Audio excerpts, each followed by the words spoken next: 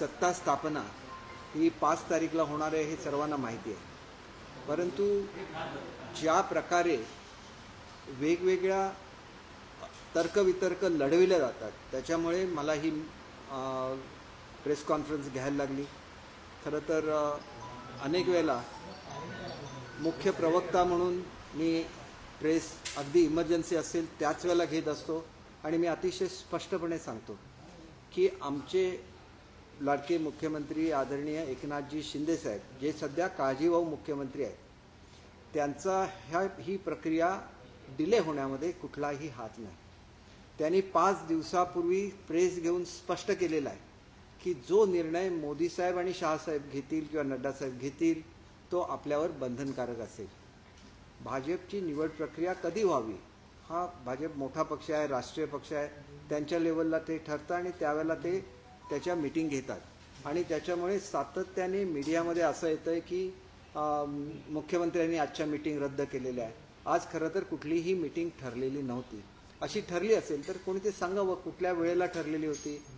ते आजारी आहेत ही वस्तुस्थिती आहे आणि अशी वस्तुस्थिती असताना मीटिंग नसेल तर मुद्दाम या ठिकाणी येण्याचं कोणतंही कारण नाही.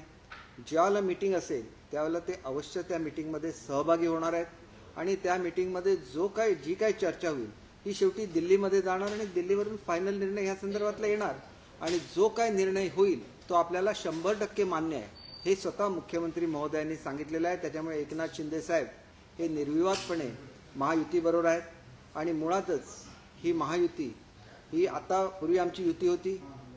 आदरणीय एकनाथजी शिंदे साहेब आणि देवेंद्रजी फडणवीस साहेब ज्यावेळेला एकत्र आले त्यावेळेला युती पुन्हा एकदा पुनर्स्थापित झाली महाराष्ट्रामध्ये आणि त्याच्यानंतर त्या युतीने केलेली कामं बघून अजितदादा त्याच्यामध्ये सहभागी झाले आणि म्हणून महाराष्ट्रामध्ये आम्ही आता ह्याला महायुती म्हणतो.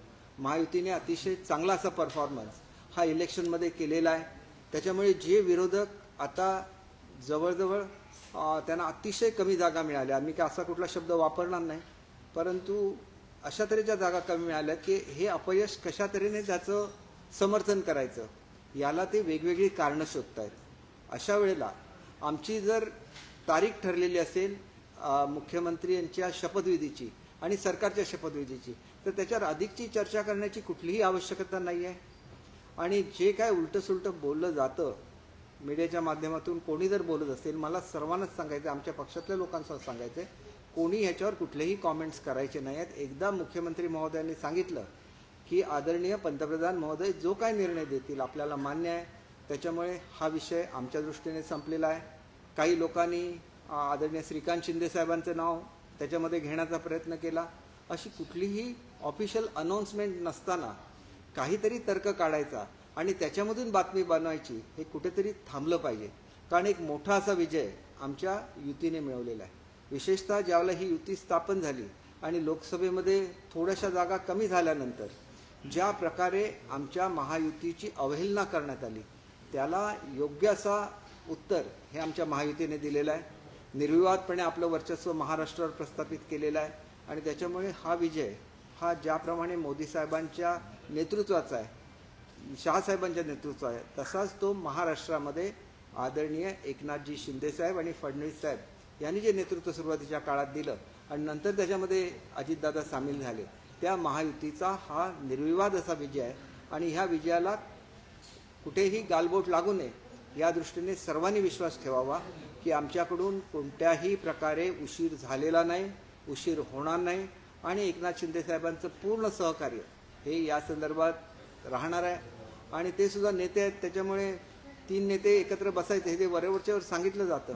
त्यांची ज्याला बैठक ठरेल त्याला ते इथेही बसतील आणि दिल्लीला सुद्धा जातील आणि महाराष्ट्राला अतिशय चांगलं असं सरकार देतील आणि ज्याच्यामधून महाराष्ट्र हे देशातलं आघाडीचं राज्य आहे आणि त्याच्यामुळे त्याचा लौकिक कायम ठेवण्याच्या बाबतीत एकनाथ शिंदे साहेब हे महायुतीबरोबर ठामपणे आहेत एवढं मी आपल्याला निश्चितपणे सांगतो.